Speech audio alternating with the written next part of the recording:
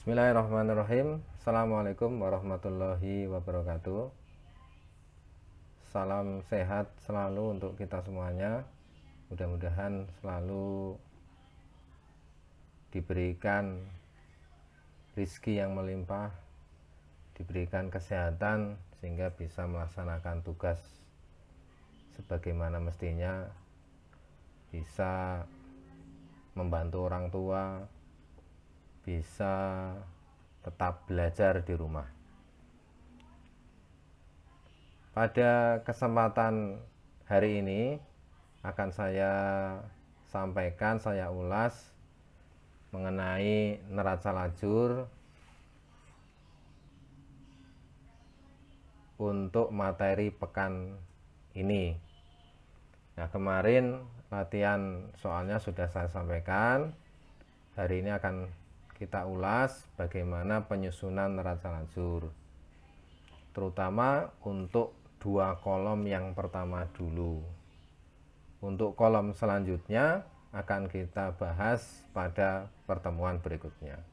Namun sebelum kita menyusun neraca lajur, saya ulas dulu apa itu neraca lajur.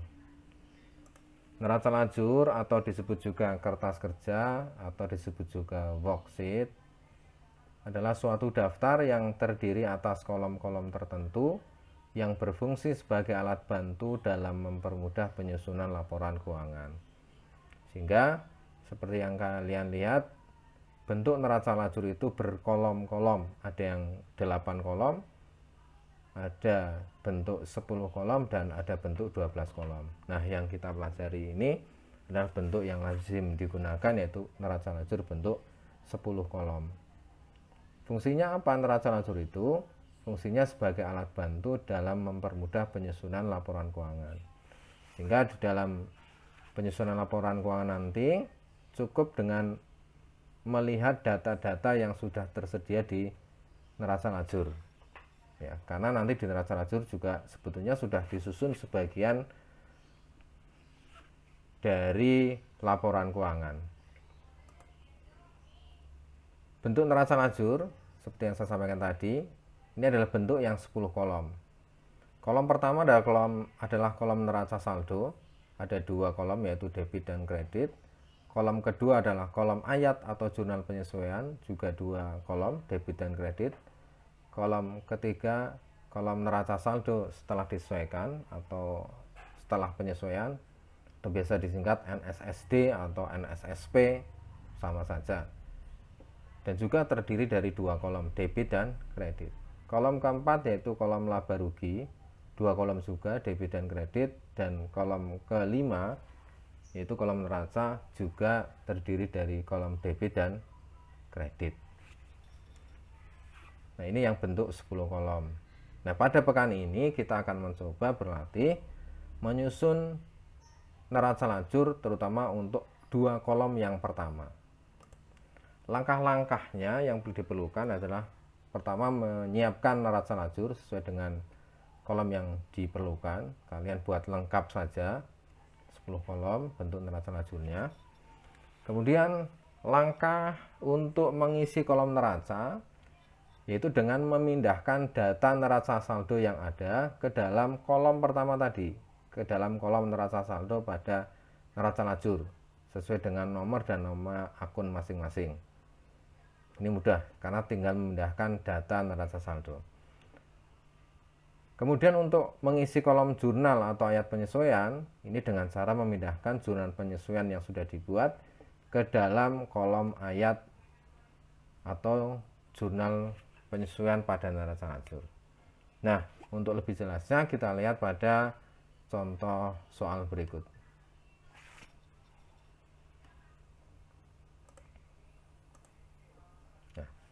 Ini contoh soalnya sesuai dengan contoh soal yang saya berikan.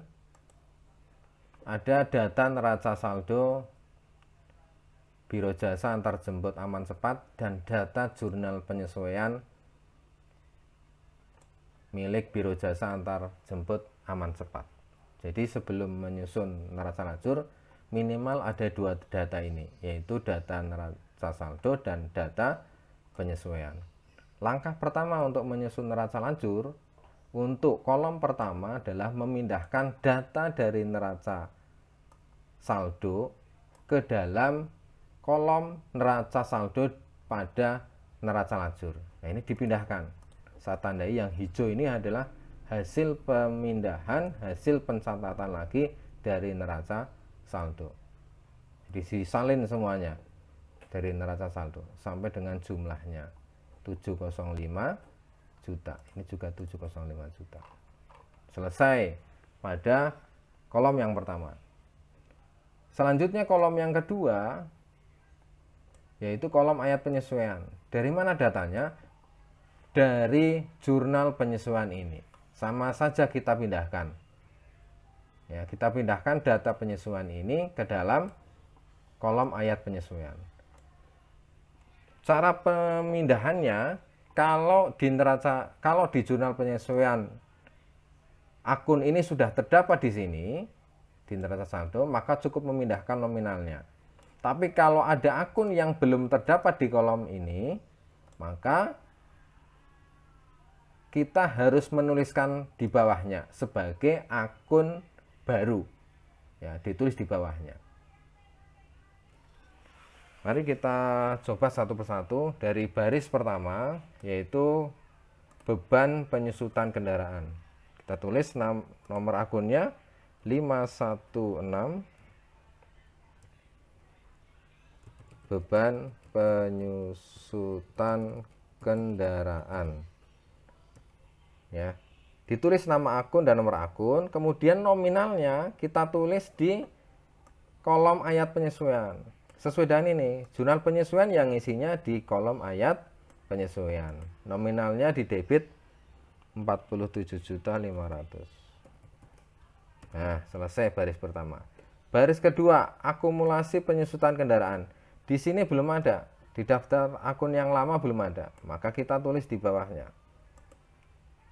122 akumulasi penyusutan kendaraan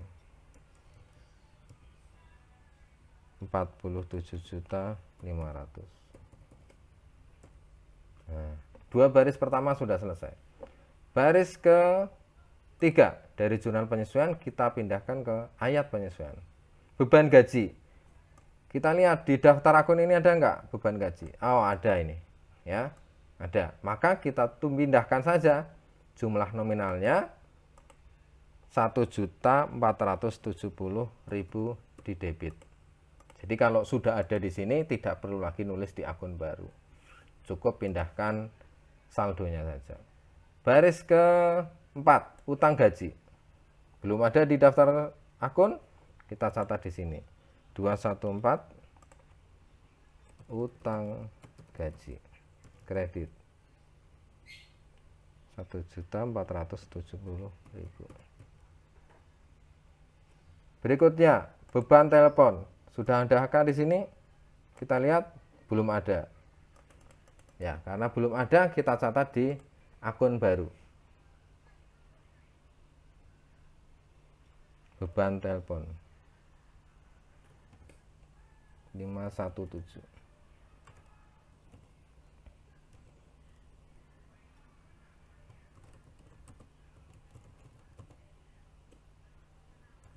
Jumlahnya debit 300.000.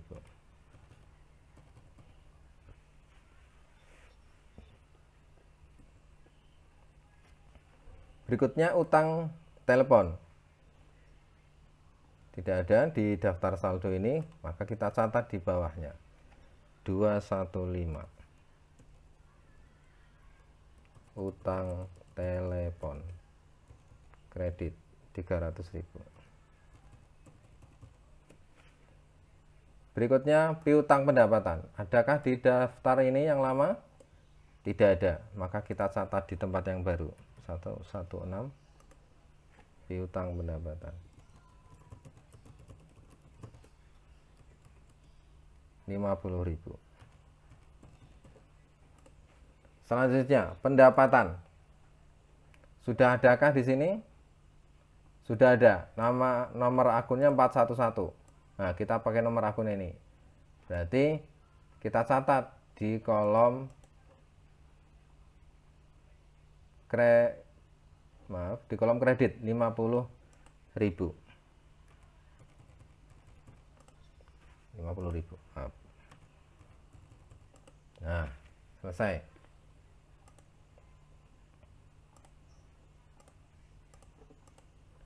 Selanjutnya, piutang pendapatan sudah, beban kerugian piutang.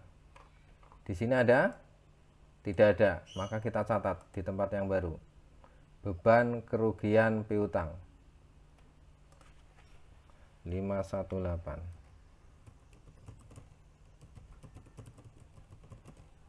Debit 430. Berikutnya, cadangan kerugian piutang. Di sini juga tidak ada, maka kita catat yang baru. 113.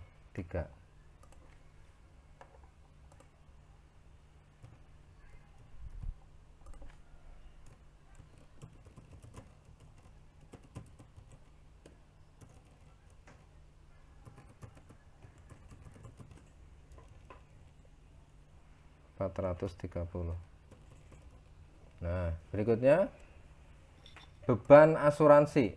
Ada nggak di sini beban asuransi? Oh, di sini ada ternyata. Maka tinggal kita pindahkan saja nominalnya. Beban asuransi debit 45 juta. Karena sudah ada akunnya, ya tidak perlu ditulis lagi. Cukup nominalnya 45 juta debit. Nah, lalu berikutnya asuransi dibayar di muka. Ada nggak di sini? Ada. Maka kita catat nominalnya saja. Di kredit 45 juta. Baik. Selanjutnya sewa dibayar di muka. Ada nggak di sini? Sewa dibayar di muka tidak ada. Kita catat di sini. Nomor akunnya 117.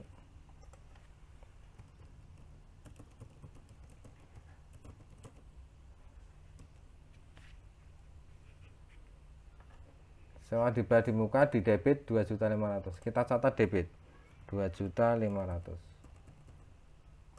Nah, selesai. Berikutnya beban sewa. Kita lihat dulu di sini, ada enggak beban sewa? Ada ini. Ya, berarti kita tinggal pindahkan saja di kredit. Kita catat di kredit. Ini 2.500.000. Baik, selanjutnya beban perlengkapan. Adakah akunnya di sini sudah? Belum ada. Maka kita catat di tempat yang baru. 520. Beban perlengkapan. Jumlahnya beban perlengkapan 500.000. Debit. Lalu perlengkapan kredit 500. Ada perlengkapan di sini sudah ada. Nah, berarti tidak perlu ditulis di tempat yang baru. Cukup ditulis nominalnya. Perlengkapan kredit 500.000. Ya, semuanya ditulis di ayat penyesuaian karena sumbernya dari jurnal penyesuaian. Yang terakhir adalah pendapatan diterima di muka 2 juta debit. Sudah ada di sini? Sudah ada. Nah, ini. Berarti tinggal kita catat nominalnya 2 juta di debit. Baik. Baris terakhir, pendapatan di kredit 2 juta.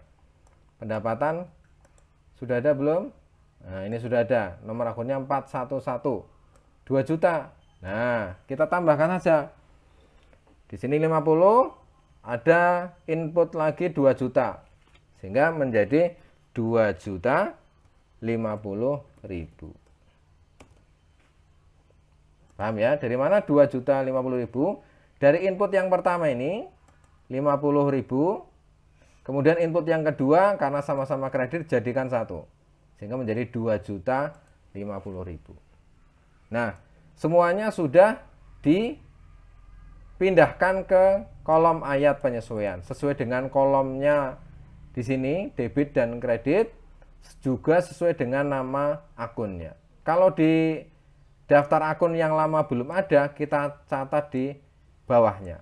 Maka yang merah-merah ini adalah akun-akun yang baru, akun-akun yang belum terdapat di daftar saldo tapi di jurnal penyesuaian ada. Kita catat di sini. Nah, kita jumlah. Kita lihat jumlahnya harus sama. Nah, karena sifatnya hanya memindahkan saja. 99.750.000. Nah, sudah selesai proses pemindahannya dari jurnal penyesuaian ke dalam kolom ayat penyesuaian neraca lajur. Begitu penjelasan untuk proses menyusun neraca lajur pada kolom pertama dan kolom kedua, atau kolom neraca saldo dan kolom ayat penyesuaian. Saya kira bisa dipahami. Nah, kalau bisa dipahami, terima kasih. Sekali lagi saya ucapkan untuk selanjutnya pekan depan nanti kita akan mempelajari menyusun neraca lajur kolom berikutnya, yaitu kolom neraca saldo setelah penyesuaian dan laba rugi serta neraca. Saya kira itu yang bisa saya sampaikan untuk hari ini. Silahkan dilanjutkan lagi latihannya sampai dengan selesai.